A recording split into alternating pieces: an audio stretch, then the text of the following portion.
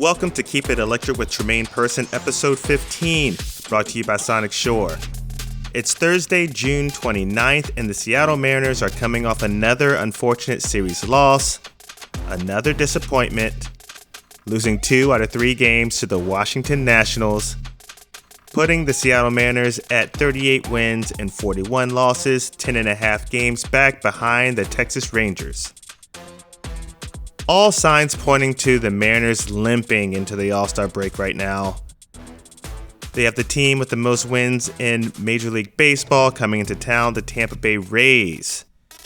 Then they have 2 series on the road against the San Francisco Giants and the Houston Astros. One could argue they've been limping all season. But nonetheless, let's pick up where we left off. The Mariners hosted a 3-game series against the Washington Nationals. One could argue that we should have won this series. There's truly a myriad of reasons why. But first and foremost, I can't take anything away from the Washington Nationals. They have a ton of young talent, despite their record being at 32-48. They are just pesky. They don't roll over in their losses, and honestly, when their pitching is working, they tend to have a shot, which is why this was a perfect storm situation for Seattle, because the team's problem isn't pitching. The problem is hitting, and the Nationals definitely exposed that. They've exposed what we've known all year. That's the Mariners' inability to string together solid at-bats. So let's start with Game 1. Super interesting, actually. The 2 leadoff home runs, respectively from Lane Thomas of the Nationals and J.P. Crawford for the Mariners in the first inning, followed by another home run by first baseman Dominic Smith in the top of the second, putting the Nats up 2-1. Luis Garcia singled home C.J. Abrams in the top of the third. Gino then hit his 8th home run, a solo shot in the bottom of the 4th, moving the game 3-2. Then we saw the Mariners pull off a flurry of singles and sacrifice fly balls throughout the rest of the game in this one.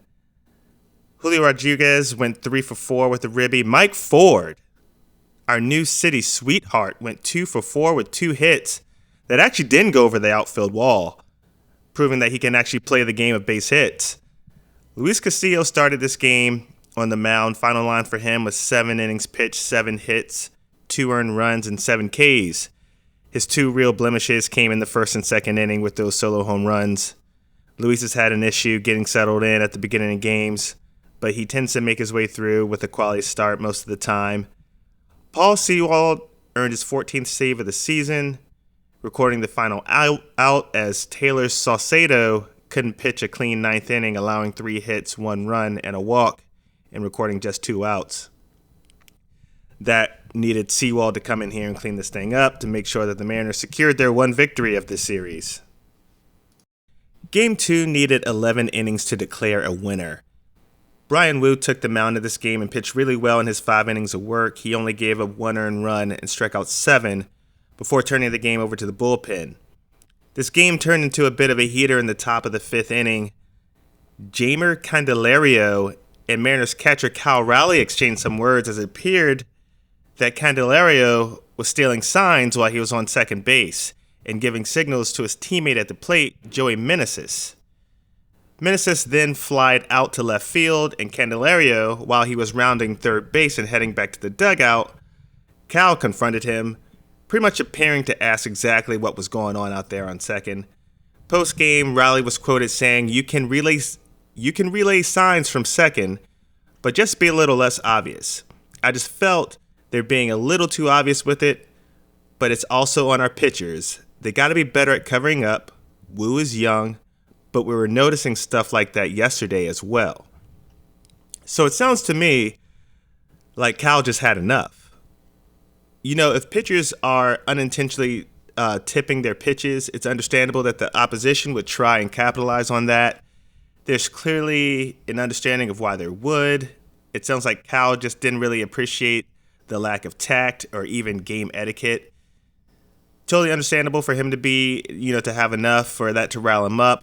Now, the Nats, on the other hand, they insist they weren't stealing signs. Keep in mind, it's not technically illegal to steal signs in baseball as long as the teams who are doing that are not using technology like the game feed during the game. So it's definitely on the Mariners to protect themselves while it's totally coachable. It's a coachable problem with it's common with young pitchers. Anyways, the result of this game was a bit frustrating. The Mariners used 6 bullpen arms to try to make it through and really just appeared to run out of arms and run out of steam. Trevor Gott, who just returned from injury, came in the top of the 11th, surrendered the game's final 3 runs as the Nats take this one 7-4.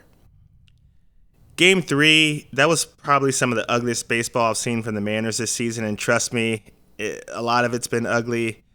I unfortunately decided to buy a ticket and witness this one in person, right? Most of the scoring happened in the top of the first with Logan Gilbert on the mound, a double with Jeimer Candelario, and a single by Keibert Ruiz put the Nationals up 3-0. Dave Martinez was ejected for the second straight game in a row in this one in the 6th inning, arguing with the home plate umpire, Derek Thomas. And he was arguing with Thomas about a play involving Keibert Ruiz, who was declared out as he left the baseline on a bang-bang play at home plate. Now, the relay came back to the plate. That was pretty sharp. Catcher Tom Murphy caught the ball in a way to make sure the baseline was clear for Ruiz, who would have been out for sure if he didn't shuffle to the right and avoid the tag. It honestly appeared a little clean. You don't see calls like this often. There's usually some leeway at home plate, especially when there's a play close to home plate. There's usually a lot more leeway. Dave Martinez was not happy about it. He definitely got his money's worth. He let the home plate umpire know how he felt and then gave his 2 cents to the first base umpire before he made his exit.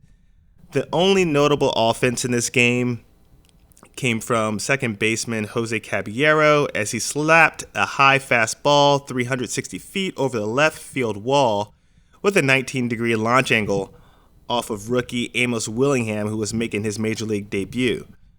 One thing to note about this home run was Jose's ability to leave the park with a line drive. One thing that's been a real catalyst for the Mariners this year has been the launch angle swing and putting that ball out in the jet streams. With that launch angle swing isn't really working at T-Mobile Park. The ball is just consistently dying at the warning track. And then here comes little Jose Caballero trying to stay in a full count, and he just slaps one over the wall. So I think some should take note here that you can still homer on contact swings. Final on for the starter and Logan Gilbert in this one was 6 innings pitched, 8 hits, 4 earned runs, 2 walks, and 4 strikeouts as the Mariners lose their second game in a row and lose 2 out of 3 games in the series. Other news, Trevor Gott, who I mentioned earlier, has been reinstated off of the injured list. Chris Flexen, who I've been really bitter about lately, was designated for assignment to free up that roster spot for Gott. Flexen has been atrocious this year. His minor league options were all spent, so the Mariners couldn't send him down to Tacoma, which is where I suggested he should spend the rest of his days. But his minor league options have been exhausted, so he's been DFA'd.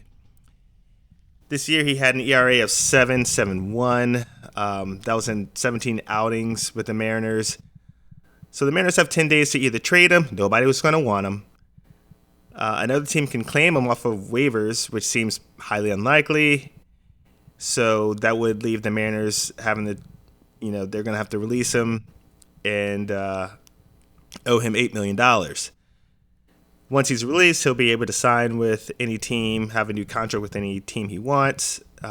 Chris Flexen is a starting pitcher who the Mariners tried to convert to reliever. It just hasn't worked out. It's been reported within the organization that it's in the best interest of both parties for him to find a place where he can be a starter again because he's best when he's in a routine. Relief pitcher Penn Murphy, who was so solid for the Mariners in 2022, he's been fighting injury all season this year. He just returned, and unfortunately, he will be shut down for the remainder of the season for Tommy John surgery on his right elbow. That's a crushing development for the team.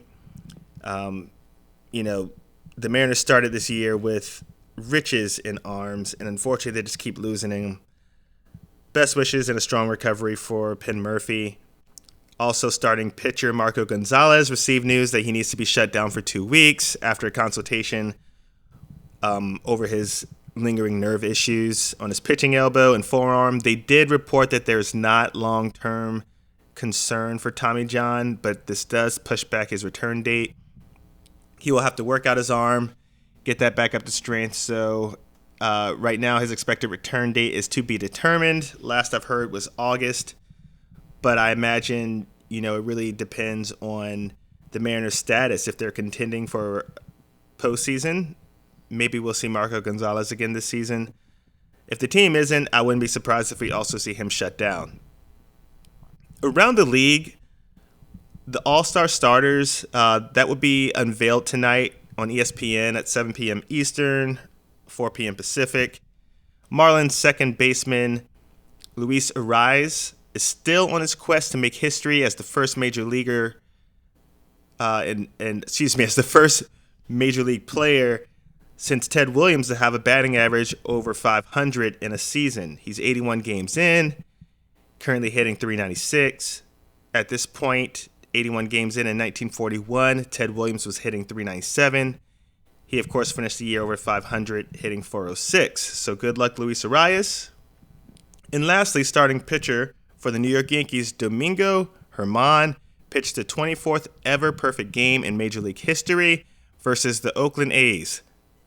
Big whoop. The first perfect game since the King, Felix Hernandez, of our Seattle Mariners, did it in August of 2012. Congratulations, Domingo, and let it be known that nobody likes you. Anyways, the Mariners are off today, and I think that's best for the team and their fans, really. Hopefully, this will serve as a good mental reset as they get ready to face off with the Tampa Bay Rays. Projected to take the mound in Game 1 of this series is Bryce Miller, and he's going to be facing off against the Rays ace lefty Shane McClanahan. And for those who don't know who he is, the Mariners have their work cut out for them in this one. McClanahan is for sure putting on a Cy Young-worthy campaign this year. Currently, he's got an 11-1 record, ERA of 2.23, and 100 Ks. He's a strikeout artist who keeps the base paths clean, doesn't allow many hits or home runs.